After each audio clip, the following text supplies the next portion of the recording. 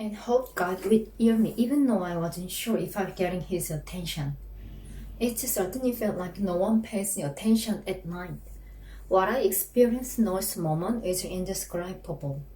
You think you know how you'll react to a terrifying situation, but that's the thing. You can't think in a terrifying situation. There's a probable reason for how to become connected on far.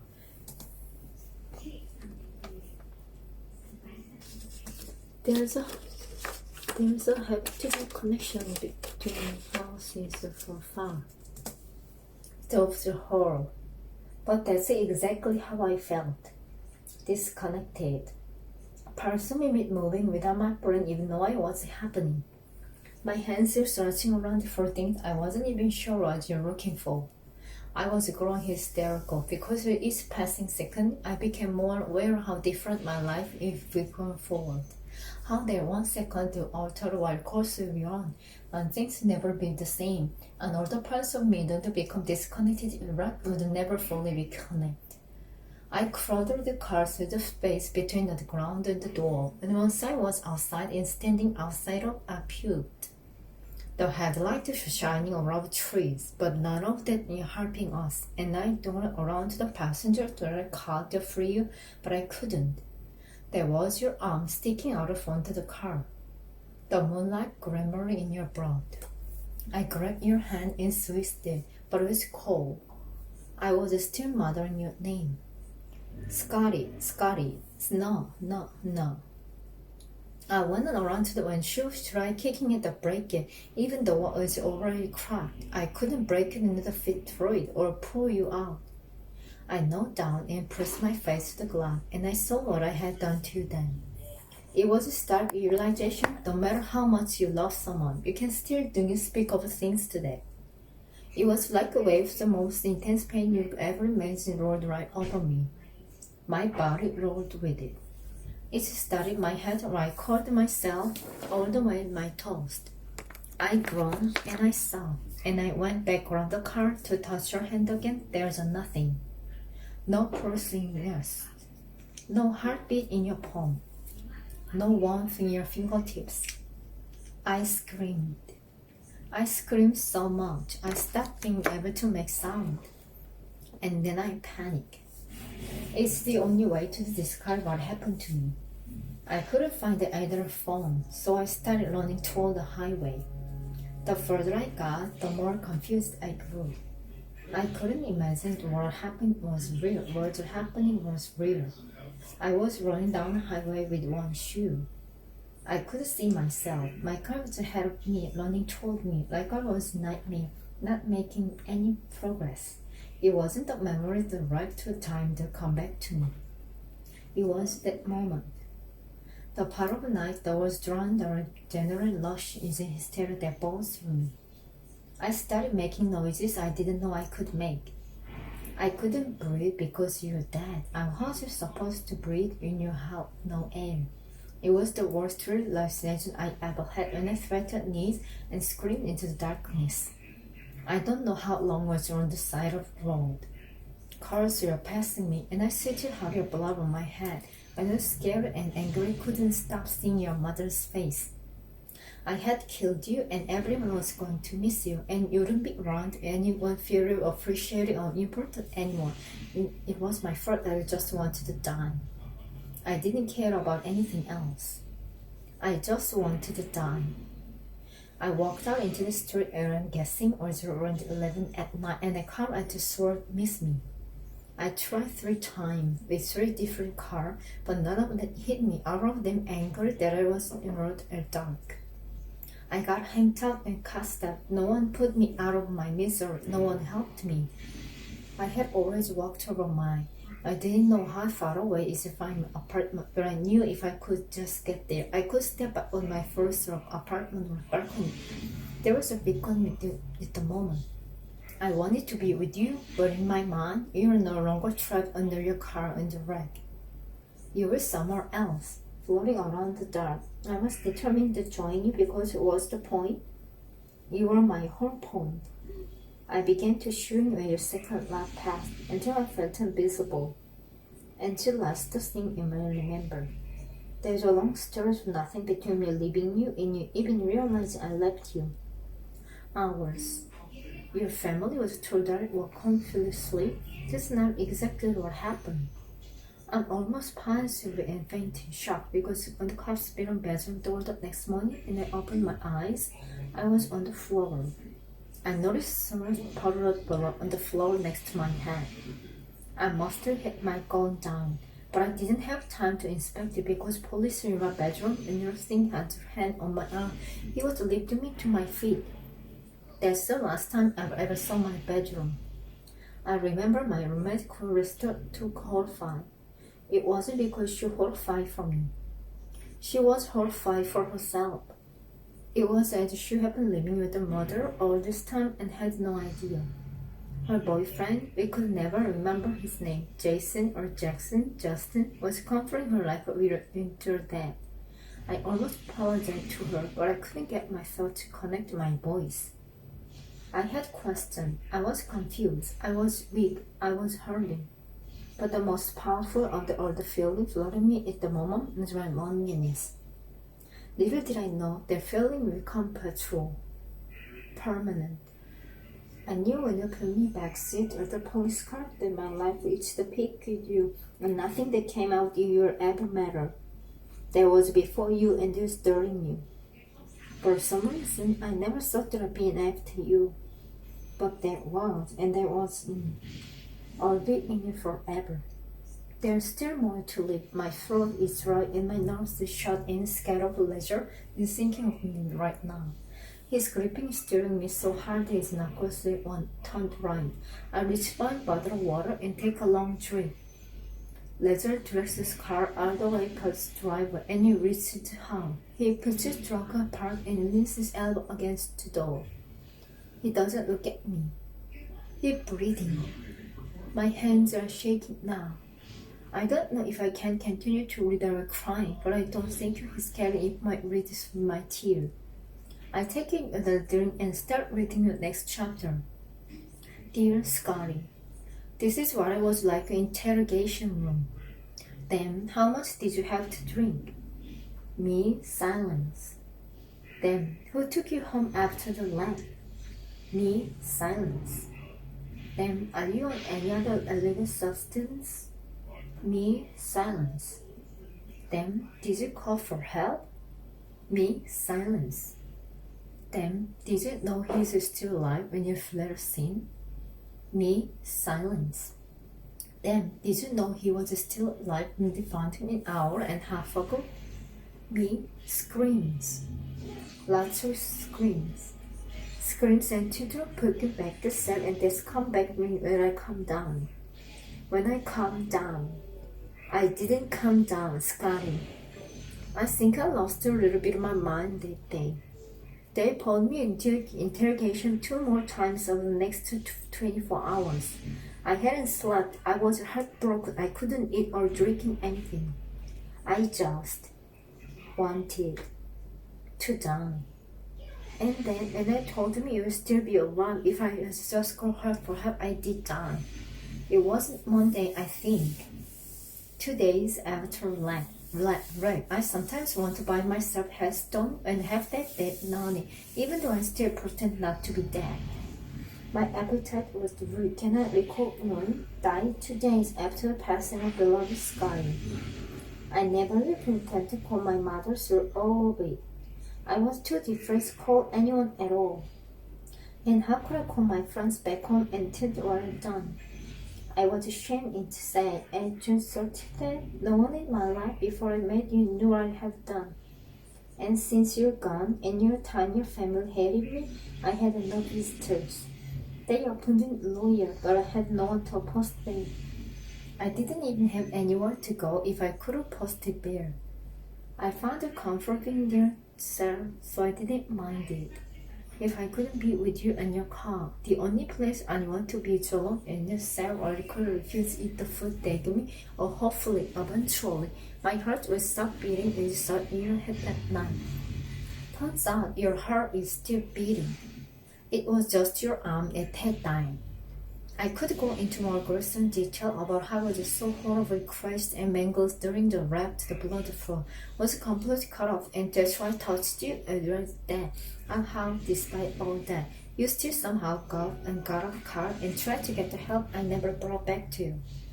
I would have realized that if only you stayed longer, I'd try harder. If I would not panic and ran another general to pummel me to the point that it wasn't even functioning with the border's reality.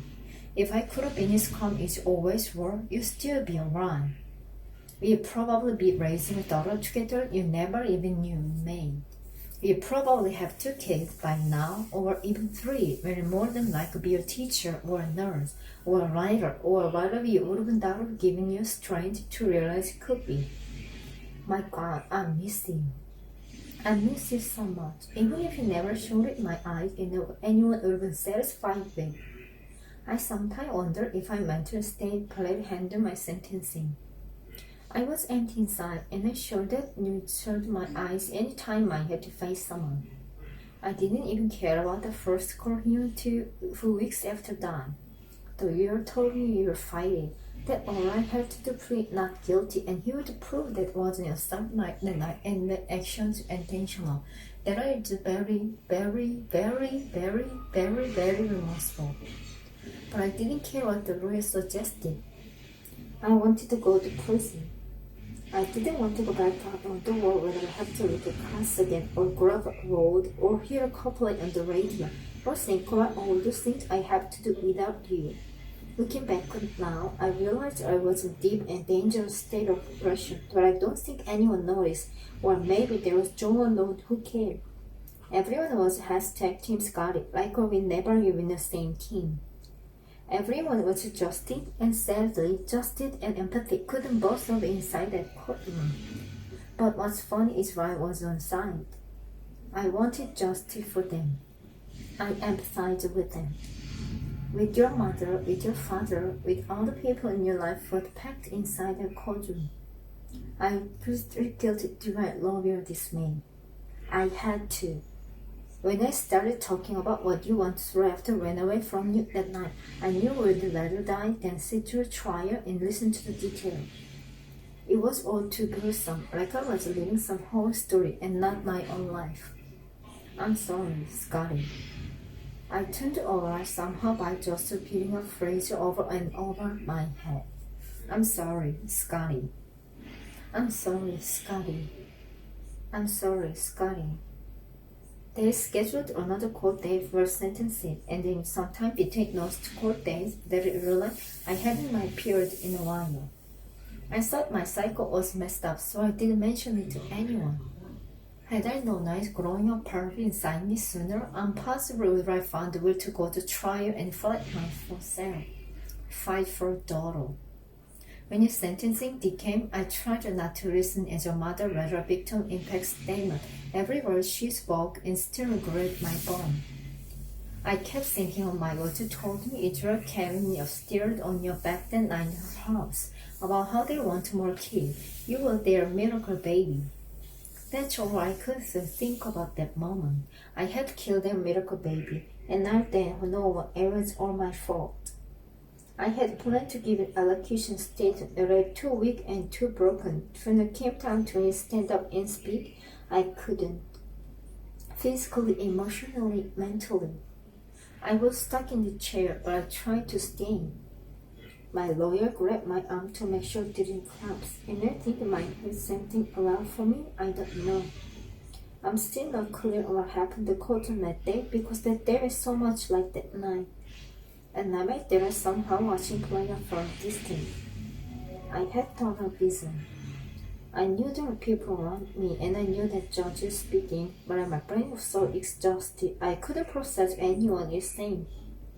Even if the judge read my sentence, I had no reaction because I couldn't observe it. It wasn't until later, after I was given for dehydration, that I found that I've been sentenced to 11 years in prison with eligibility even sooner than that. 7 years, I remember thinking, that's bullshit. That isn't really long enough. I tried not to think about what must have been microphone and car after I left you there. What must you thought about me? Did you think I'd been thrown the car? Were you looking for me? Or did you know I'd left you there all alone? It's the time you spent one night that I know Hans saw because you never know when you through. What you're thinking, who you're calling out to, why you find out meets you like. I can't imagine a more painful way for a mother and father to be forced to live out the rest of their life. Sometimes I wonder that's why DM is here. Maybe DM was you're making sure your parents will be okay.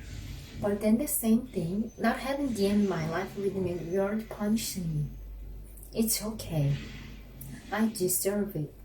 I plan to fight it, but no, I deserve it. Every morning, I wake up and I silently apologize. To you, to your parent, to DM. Throughout the day, I silently thank your parents for raising your daughter since we can.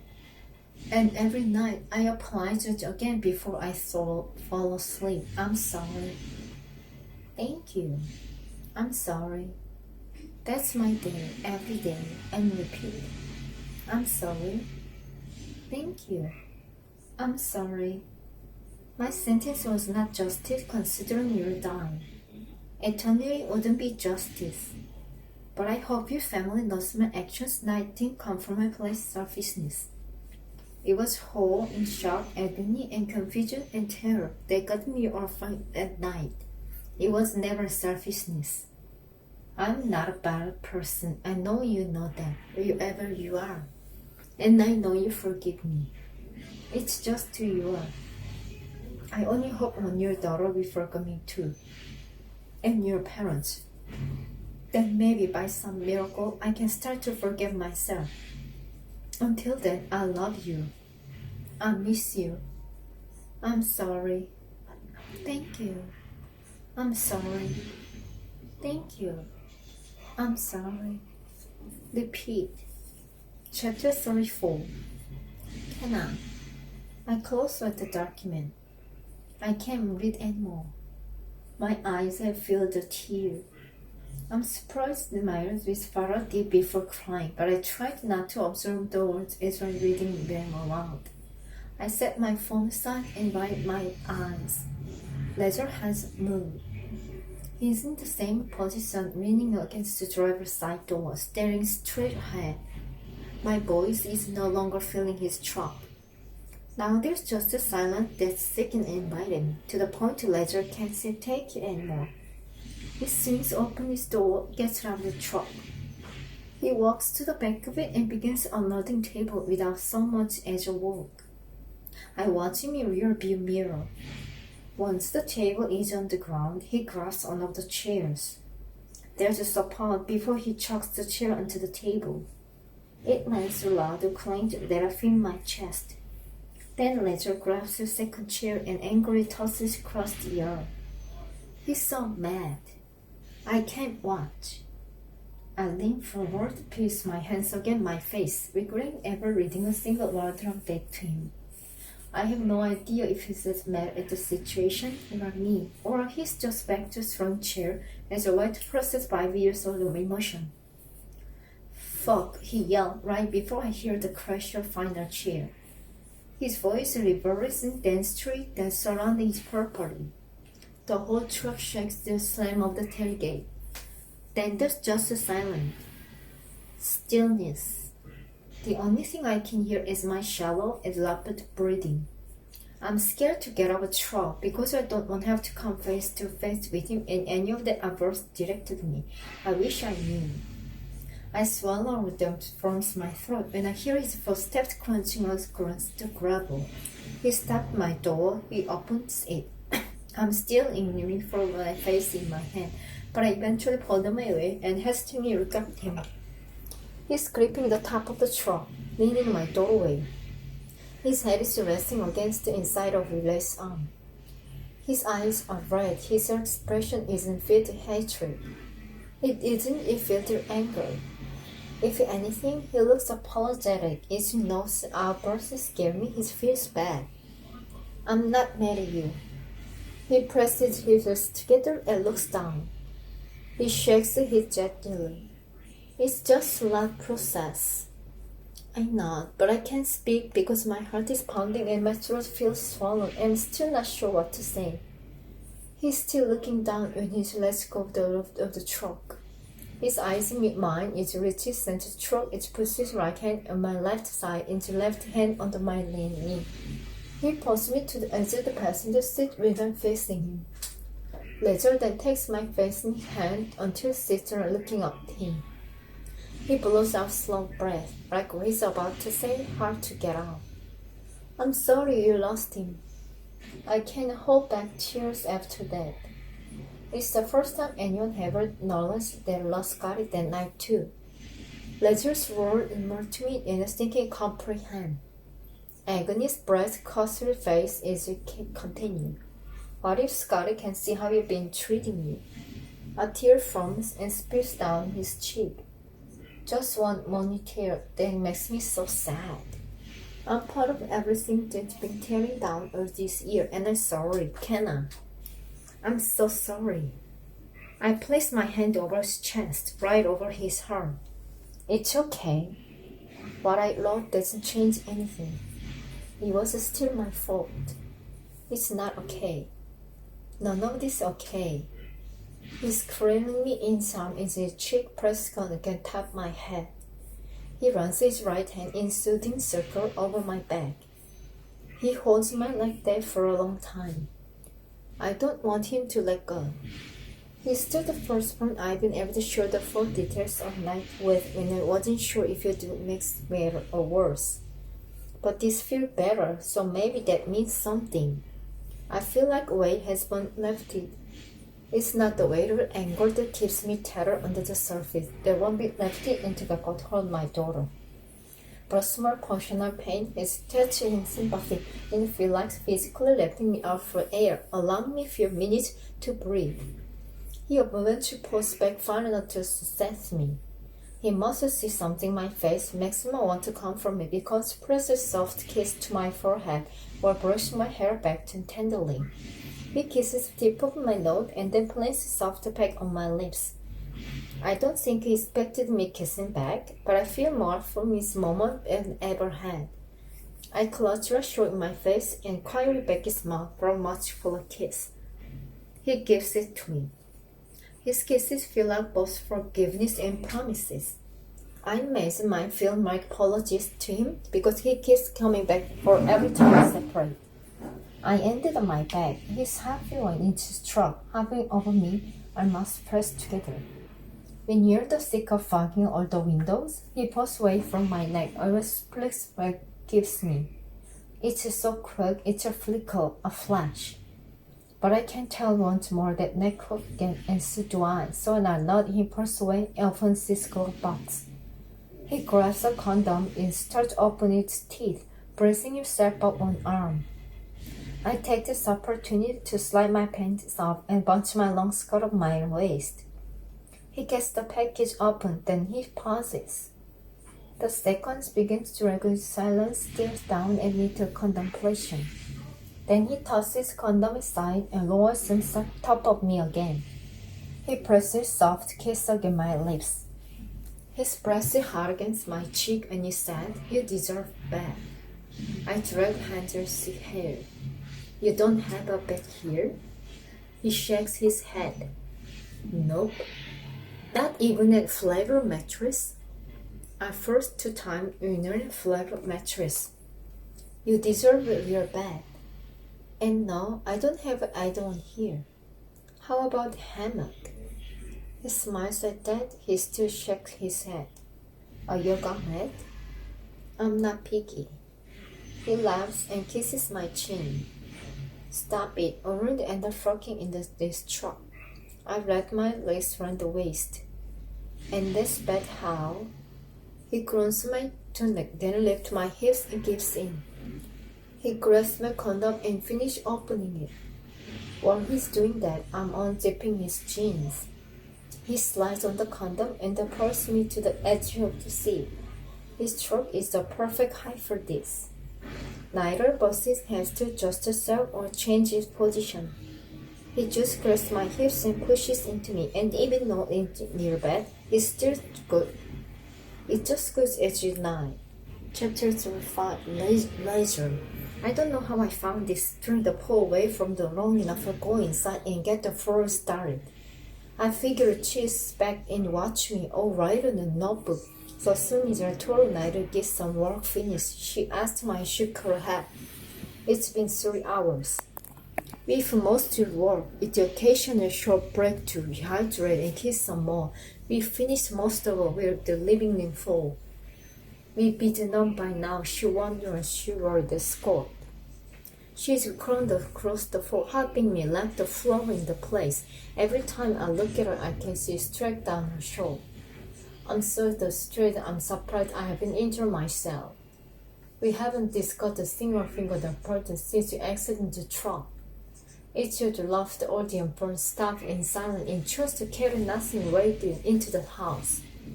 It's been such a heavy day already. I'm doing everything I can to keep things light. We both are. I haven't brought up the letter since we came inside. She hasn't mentioned restraining order. I haven't mentioned Mother's Day under this roof. You haven't talked about what a new physical connection means, how our possible is going to navigate. I think you both know conversation will come, but right now feels like we're on the same page, worrying on the twist page with the line behind each other. I think Kenna, I needed it today. Kenna especially needed today. She looks like she's carrying a wave the world on the shore. Today she looks like she's floating. She makes gravity seem pounding against her. She smiled around at more the last few hours since the day met her. It makes me wonder if I get a huge chunk of the weight she's carrying. Kenna locks a piece of wooden place on the hand, then reaches for a bottle of water. She catches me staring at chest, and she laughs. You sure don't have a hard time looking me in now. I think I need obsession with your shirt. She usually wears t-shirt, but this particular shirt is made of a slinky material that then this down in the front, and that was she's working for 3 hours. It's starting to stick on the places she's sweating. The shirt is fucking lovely. She laughs, and I want to kiss her again. I crawl over at the wheelchair. I press my mouth so she falls backwards to the floor. What a kiss her left her wandering on top of her. I hate the no fun shirt. We just keep any under the hormones flowing and stirring. It's nice, but I keep anything kissing on something more comfortable. Something soft in mouth. You never finish these flowers, she whispers. Fuck the flowers. We kiss for a few minutes. We just keep getting better at it. There's a lot of pouring and tugging and tasting, and it's good to leave chaotic in the short and love so fucking much someone on the floor next to us. I'm the modern your girl now, kissing your skin out of Bobby, and she whispers, I'm scared. Her hands on my hair, and she keeps them lift her just not down here. What if they bought before you have a chance to tell them? For being reckless. I don't want to think about this today because today is good and out of time, so there's no point in learning on the open to I press conference kiss her against the forehead. Worry won't make situation any better, I say. They're out of time. Whatever happened, this is going to happen whether we make it right now or not. She smiled when I say that. Good point. She lets her hand around my neck and puts me back on mouth. I lower myself on top of her, then whisper, what's the worst that could happen after hide you forever? You see my closet, Kenna. It's huge. You're loving there. She laughs against my mouth. I couldn't store many foods in the television for you. When you can get busy, you can just go to your closet and pretend you're on vacation. You're terrible for joking about this, she says, but she's laughing. I kiss her until you're not laughing anymore. I slide off on her next to her, kneeling over her. It's the first time we've lived each other without feeling we have to walk away. She's so goddamn flawless. I don't say that out loud, though, because I don't want to diminish any of the other wonderful things about her by giving her comparison. It was take away from my soul. I see she how compassionate, resilient, and spiritual she is. I look away from her, pack of her face, and slowly twist the center of clip into his shoulder.